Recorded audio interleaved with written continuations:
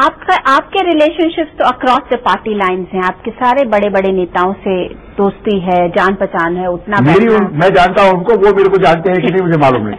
अडवाणी जी से मुझे पता है आपके बड़े अच्छे ताल्लुकात हैं। हाँ बिल्कुल है। आपको क्या लगता है सर, अडवाणी जी से क्या चूक हो गई?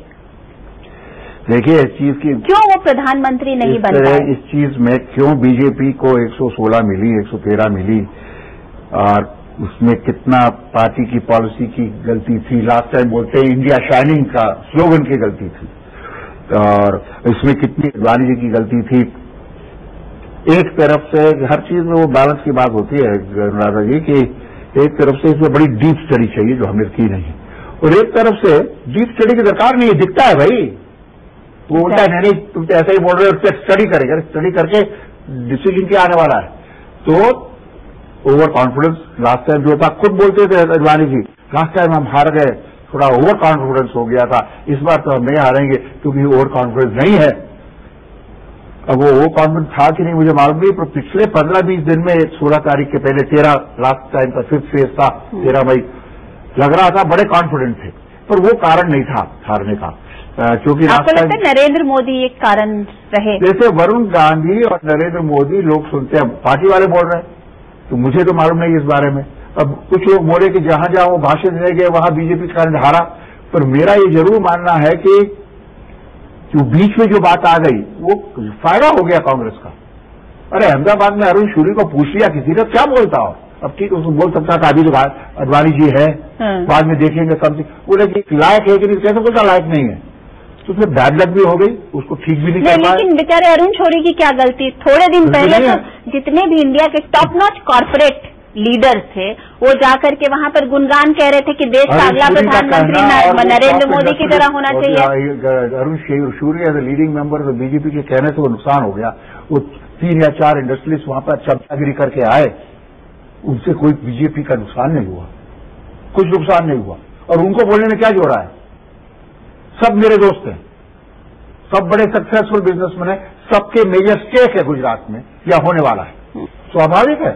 राहुल गांधी को प्राइम मिनिस्टर बनने की बात है, अभी नहीं तो 2014 की बात तो है ही है।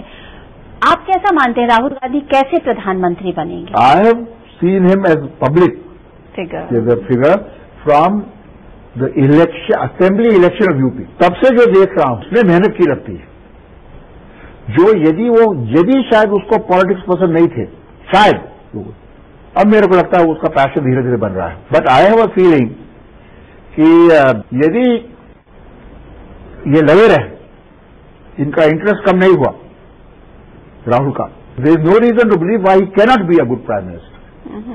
बट यस, टुडे कोई मेरे को बोले do you think he is ready to be prime minister? My answer in all humility is I don't think so. दोनों में आपको कौन लगता है, प्रियंका और राहुल? कंपैरिजन बड़ा मुश्किल है, दोनों आ सकते हैं, किसे मना किया था? इतना जरूर है जो पब्लिक बोल रही है और जो थोड़ा बहुत मैंने देखा, शी इज अ नेचुरल। अच्छा, आपके तमाम और बड़े पॉलिटिशियन दोस्त हैं, उनमें से कौन है केपेबल प्रधानमंत्री बनने के लिए? कहना मुश्किल है, बट मनमोहन सिंह जी तो है to be the prime minister of this country, Sharad Pawar, not because he is my friend, yes he is my friend. कौन सा आदमी है जो या औरत है जो उनसे बेटर ग्रास रूट स्ट्रेंथ छोड़कर भी उनसे ज्यादा सीट लेकर आए आप असेंबली और सब जगह, international global? Definitely Sharad Pawar, who incidentally is my friend, he is one of the most suitable to be the prime minister. अब बढ़ेंगे नहीं आप, चांसेस नहीं लग रहे। अडवाणी जी?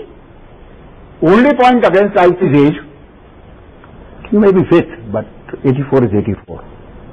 जमाना बदल गया है, जमाना बदल गया है, और ये चाइना और रशिया नहीं है। हम क्या एज है ओबामा की, क्या एज थी ब्लेयर की जब वो बना, क्या एज थी क्लिंटन की जब वो बना, क्या एज थी केनेडी की जब वो बना? जमाना बदल गया है। यूथ है 25 उम्र के नीचे कितने बोलते? 50% है, 25%। How will they connect? लोग कहते हैं कि राहुल बजाज ऐसे इंडस्ट्रियलिस्ट हैं जिनका व्यू जौनपुर की मूली से लेकर बिल क्लिंटन तक होता है। ये मुझे मालूम नहीं, पर व्यू सब चीज में होना एक बात है, बातों का व्यू होता है, पर जो व्यू आज की जो इस्टेब्लिशमेंट है उसके थोड़ा विरोध होता है, तब वो आदमी बोलता है कि नहीं वो बात। और इसका मतलब नहीं कि नाराज करके बोले, मैं भी आज ना पहले कभी बचपन में बोल देता था, फायदा क्या? नाराज करना मेरा इरादा नहीं हो सकता, पर हाँ यदि मेरे को लगता है ये गलत है, मैं कोशिश करता हूं, कभी कभी होती नहीं कोशिश पूरी, प्रेम से बोलूं, हाथ जोड़ के बोलूं, पर जरूर बोलूंगा गलत है। अब उसके बाद भी कोई नाराज होगा तो आप भाई मेरी पगार नहीं देते हो, you don't pay my salary, why should I care, I pay your salary, no right, as a fairly large tax payer I pay the minister salary, the MP salary. लेकिन लोग आपसे नाराज नहीं होते राहुल बजाज जी, क्योंकि सब कहते हैं कि इनका ज्ञान कौन सुने, राहुल बजाज हर चीज पर ज्ञान देते हैं। बहुत नाराज होते हैं, बोलते हैं कि हम बोर हो जाते हैं राहुल बजाज का सुनते सुनते। तो फिर आपको कहीं इसका नुकसान भी होता होगा आपके बिजनेस में, ऐसा कुछ? अब ये भगवान की कृपा रही है और जमुना लाल जी की कृपा रही है कि क्योंकि हम ओपनली बोलते हैं, पर हाथ जोड़ के बोलते हैं, घमंड से नहीं बोलते हैं। हम बोलते इसीलिए हैं कि दूसरों को हिम्मत आए कि ये देश इतना खराब नहीं हुआ है, करप्शन बहुत है नीचे से लेके ऊपर तक, और ऊपर से कम होना चाहिए, पर उसके बाद भी बजाज ग्रुप सबसे बड़ा ग्रुप हिंदुस्तान का नहीं है, छोटा ग्रुप है, पर काफी अच्छा ग्रुप है, प्रॉफिट करता है, चलता है बिगर एक पैसे दिए हुए, और उसके कारण 2-3 है। एक जमुना लाल जी, कमलेन जी की लेगेसी है, वो सबको नहीं है बेचारों को, इंडस्ट्रीज को। लेकिन हमने भी कुछ अच्छा काम नहीं किया राहुल बजाज ने, तो ये जरूर किया कि जब 40 साल से बिजनेस देखते हैं हमने नहीं दिया, तो उनको मालूम है उस ऑफिसर को या वो पॉलिटिशियन को, ये नालायक आदमी है राहुल बजाज, नहीं देगा हमको, या कंजूस है, नहीं देगा। लेकिन आपको इसका नुकसान तो आज की सिचुएशन में हुआ ना, कहाँ किसी जमाने में बजाज ग्रुप की इतनी धमक थी, इतने लोग जानते थे, सारे number one of the top most industrialist house of this country था। आज आप पीछे चले गए हैं।